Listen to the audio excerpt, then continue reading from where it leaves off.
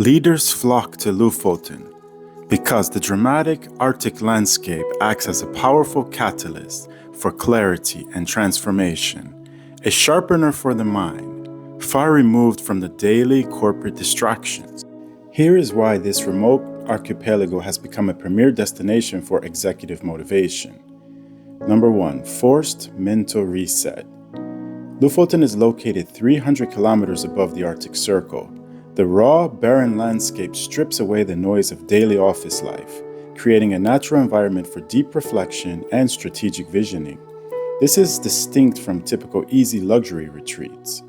Number 2, flow state via nature. Mindful hiking, kayaking, and even freediving are used to induce flow states, helping leaders break limiting beliefs and unlock creative solutions to business problems. Number 3, extreme light as metaphor. The midnight sun, 24 hours of daylight, or the northern lights disrupts normal schedules and symbolizes limitless energy, while the polar night represents the need to find an inner compass in the dark. Number 4, exclusive peer network. The logistical difficulty filters attendees, creating a cohort of high caliber, like-minded leaders without the distractions of typical conference settings.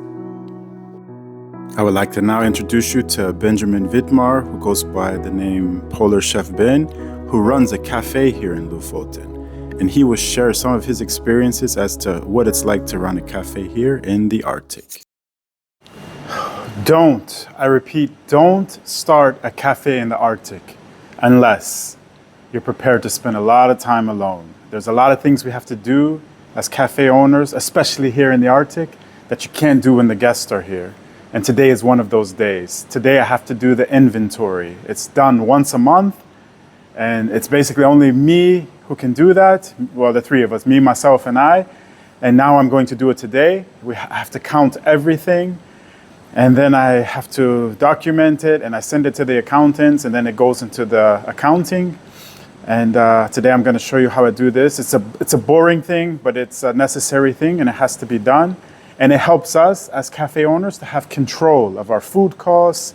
So we're not ordering too many things. We don't try to not run out of things. So it's important to do the inventory once a month. And then this helps me with the ordering. So maybe I had too much of one thing, so then I order less the next time. But how do we know unless we count everything? So do you still want to be a cafe owner? If not, I don't blame you. But do you want to see how I do the inventory? Okay, follow me, let's go. So I need to count all of these items, as well as these items here. Also everything inside of here. Also all the coffees.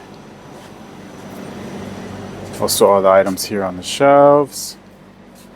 All the drinks. All the items here. We don't count this paper stuff, but yeah, it's included in the cost. All the stuff in the bakery, all the stuff over here,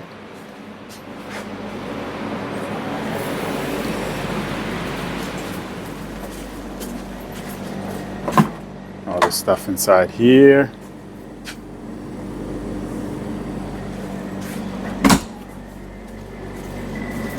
So all the stuff inside here.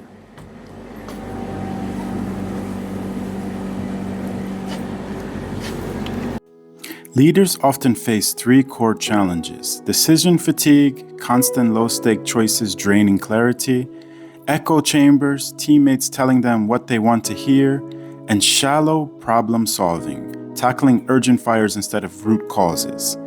Lofoten serves as a direct antidote. Number 1, decision fatigue.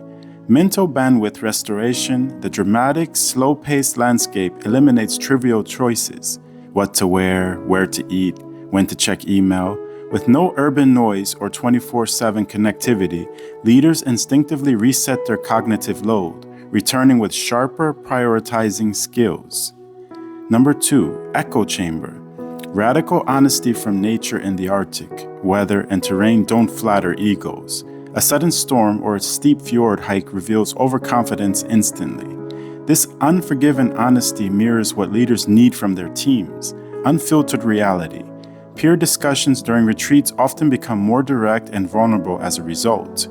Number 3, shallow problem solving. Systems thinking via scale standing beneath a 1,000-meter granite wall or watching the midnight sun arc silently teaches patience and interconnectedness.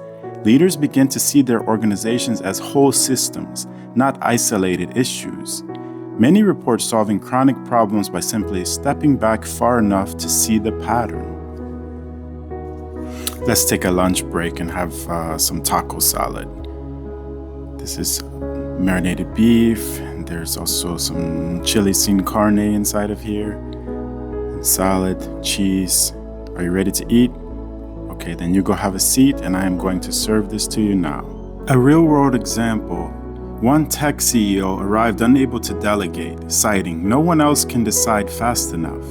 After 3 days of kayaking through narrow fjords, where everyone had to navigate together, he returned, restructured his leadership team around shared accountability, not individual speed. Lofoten doesn't teach new skills. It removes the internal clutter so leaders can finally use the ones they already have.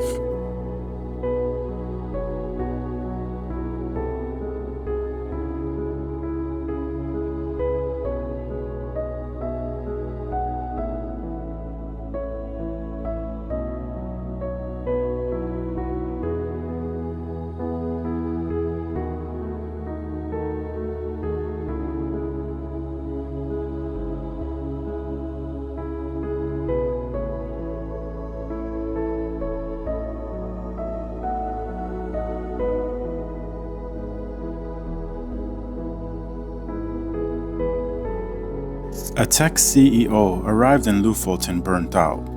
His company was missing every target. His leadership team was fractured, and he had been running on 4 hours of sleep for 4 months. He came on the retreat not for motivation, but because his board insisted.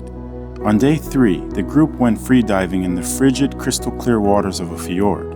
The activity was breathwork, holding their breath underwater to push past mental limits. The CEO was terrified, of course. He was a control freak who hated the feeling of suffocation. As he submerged into the silent, dark water, panic hit immediately. His lungs screamed. His instincts were to kick for the surface, the equivalent of pulling the ripcord. He always pulled in business when things got uncomfortable. But the instructor had given him one rule: relax your face. If your face is calm, your brain follows. He couldn't breathe. He couldn't see the bottom. All he could do was release the tension in his jaw, and in that moment of total surrender, something shifted. He stopped fighting.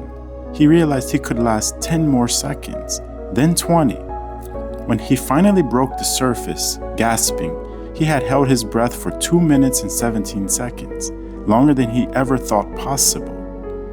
That night, sitting under the midnight sun, he had an epiphany. He told the group, "I've been running my company like I just ran that dive, panicking, flailing, convinced I would die if I let go. But the water held me. The team was right there. I didn't need to control everything. I just needed to relax my face." He returned home and did something unthinkable. He stopped micromanaging. He admitted to his team that he was scared. He gave them real ownership. Within 6 months, the company had not only recovered, but posted its best quarter ever. He credits a single breath under a Lofoten fjord. This narrative is synthesized from common executive retreat experiences in Lofoten that emphasize breathwork, cold water immersion, and nature-forced vulnerability. The deeper lesson here is that the CEO feared losing control, and Lofoten helped him by forced surrender to nature's power. He also was shallow, reactive in his decisions, but then Lofoten taught him deep, slow breathwork resets physiology. And he also felt isolated at the top, but the raw vulnerability shared with his peers from Lofoten helped change that. And he was fighting symptoms instead of confronting root panic response, which Lofoten also helped him address. Lofoten is the leader's paradise. Leaders today face three silent killers: decision fatigue, constant urgency, echo chambers, no honest feedback, and shallow problem solving, fighting fires, not fixing root causes. Traditional retreats offer band-aids, but Lofoten offers transformation. How it works: 300 kilometers above the Arctic Circle, Lofoten strips away the familiar. No Wi-Fi when you don't need it, no urgency, no audience. In this otherness, leaders drop their armor. They breathe slower. They see the whole system, not just the crisis of the hour. Vulnerability becomes strength. Trust becomes survival. The result is renewed motivation that is not manufactured cheerleading. It is a calm, fierce certainty. Leaders leave Lofoten with three things they arrived without. Number one, a quiet mind, no longer addicted to reactivity. Number two, a true north, purpose unfiltered by fear. And number three, a trusted network, peers who witness their struggle and rise. The verdict is that Lofoten is not a paradise because it's easy. It is a leader's paradise because it's true. And truth is the only thing that outlasts burnout. So, I finally finished the inventory. It was brutal. It's always brutal when you do the inventory. It just takes so much time. You have to count everything. That's how it is if you want to have your own cafe. Do you want to have your own cafe one day? Well, just keep following me. I will show you how to do it. Even if you don't want to, you can use these skills for something else. Many other businesses also need to do inventory once a month. So just knowing how to do it is it's an important skill to have, especially if you want to do some kind of restaurant or some kind of store work. And that's it for today. It's time to go home, and I hope you enjoyed it. And don't forget to subscribe, and check in with Polar Chef Ben. Peace.